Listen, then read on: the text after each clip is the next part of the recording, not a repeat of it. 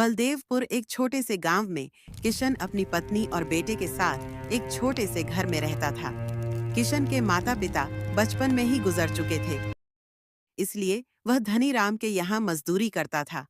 उसकी पत्नी शांति एक बड़े जमींदार के घर पर साफ सफाई का काम करती थी। दोनों पति पत्नी मिलकर खूब मेहनत करते थे और अपने बेटे श्याम के साथ कठिनाई भरा जीवन व्यतीत करते थे।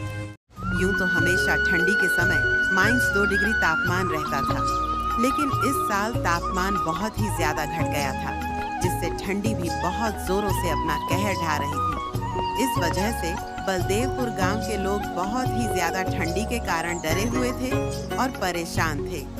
दिन हो या रात, लोग ठंडी के कारण बहुत परेशान थे। भगवान, यह कैसी लीला है आपकी। देख रही हो शांति, इस साल कितनी ज्यादा ठंडी पड़ रही है।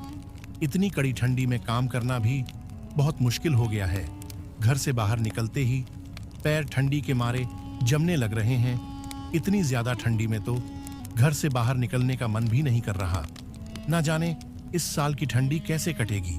ठीक है कुंती, अब मैं काम पर चलता हूँ, नहीं तो सेठ गुस्से करेगा। श्याम बेटा, तेरे पापा भी काम पर चले गए हैं और मैं भी अब जा रही हूँ।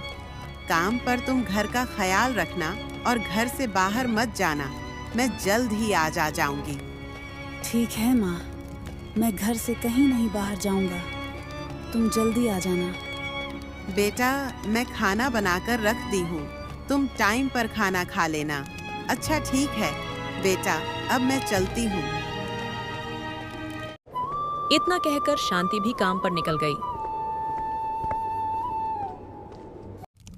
थोड़ी ही देर में शांति जमींदार के घर पहुंची। जमींदार, जो स्वभाव से बेहद कठोर और क्रोधी था, अलाव के पास खड़ा हुआ अपने नौकरों पर चिल्ला रहा था। तभी जमींदार की नजर शांति पर पड़ी और वह शांति के ऊपर चिल्लाते हुए बोला, अरे कुंती, इतनी देर से आ रही हो। तुम्हें पता भी है कि इस ठंड में मेरे आदमी घर का काम जल्दी खत्म करना चाहते हैं।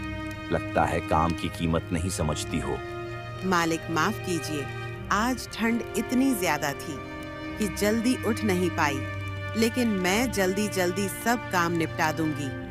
बस बहाने बनाना तो तुम्हें आता है।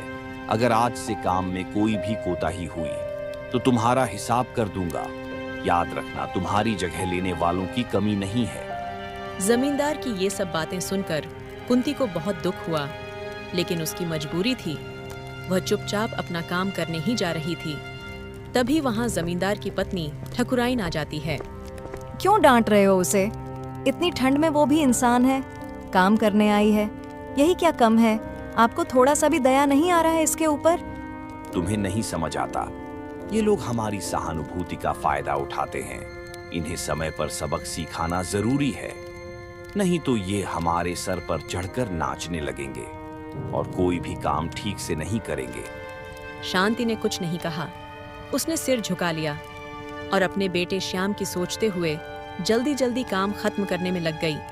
लेकिन उसके मन में जमींदार के व्यवहार को लेकर आक्रोश पनपने लगा।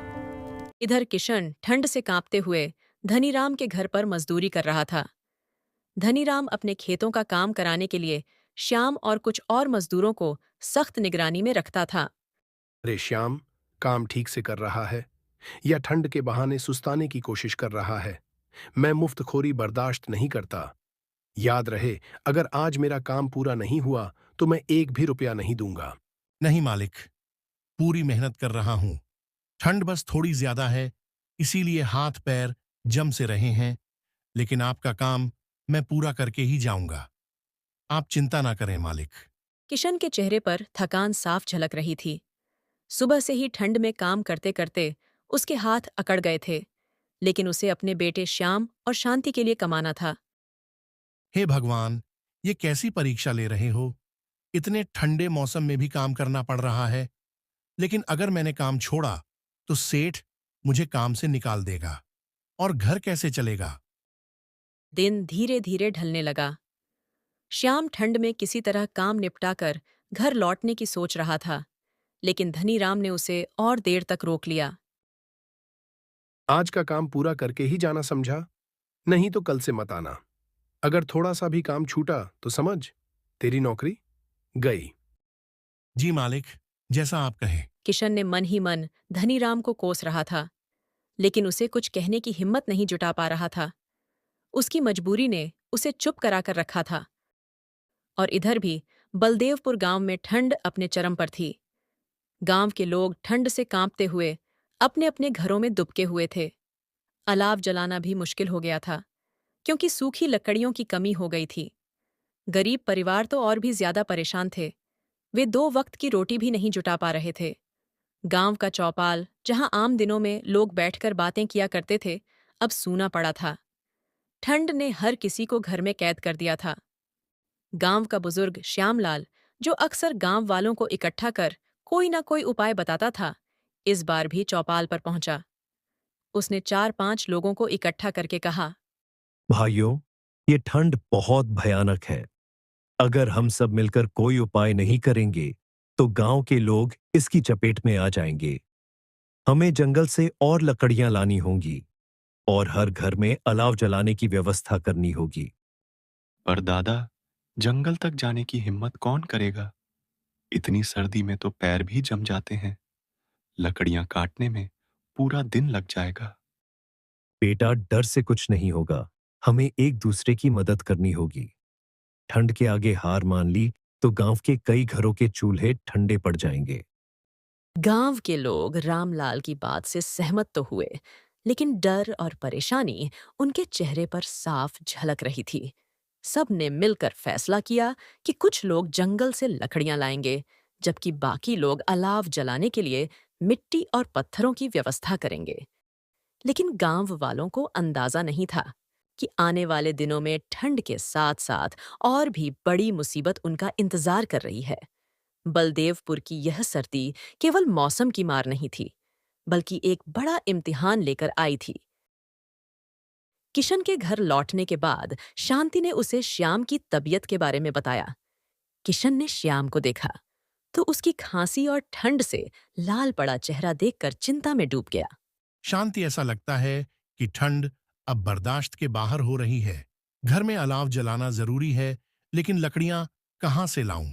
धनीराम ने आज इतनी देर तक काम कराया कि लकड़ियां लाने का समय ही नहीं मिला। मैंने सोचा था कि जमींदार से कुछ मदद मांग लूंगी, लेकिन वो तो आज मुझ पर ही गुस्सा करने लगे।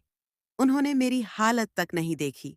जमींदार और धनीराम जैसे लोगों को हमारी तकलीफों से क्या मतलब? उनके घर तो हमेशा गर्म रहते हैं। हम गरीब लोग जैसे तैसे ठंड में भी अपना पेट पालने की कोशिश करते हैं, लेकिन ये लोग हमें इंसान तक नहीं समझते। फिर शांति ने रसोई में जाकर कुछ सूखी घास और लकड़ियां इकट्ठा की, जो उसने बचाकर रखी थीं। जैसे तैसे करके शांति और किशन ने अलाव जलाए, जिससे उनके घर थोड़े गर्म हो सके। किशन में कुछ लकड़ियां और घास बचाकर रखी थी।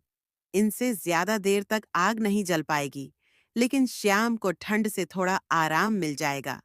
शांति, क्या ठाकुराइन ने तुम्हारी कोई मदद नहीं की? वो तो आमतौर पर दयालु दिखाई पड़ती है। अजी, उन्होंने रजाई दी थी, लेकिन जमींदार के गुस्से की वजह से मैं ज्यादा कुछ कहने की हिम्मत नहीं कर सकी।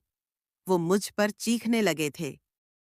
हमारी जिंदगी में हर जगह वही दिक्कत है शांति। हम मेहनत करते हैं, पर लोग हमारी हालत देखकर भी आंखें फेर लेते हैं।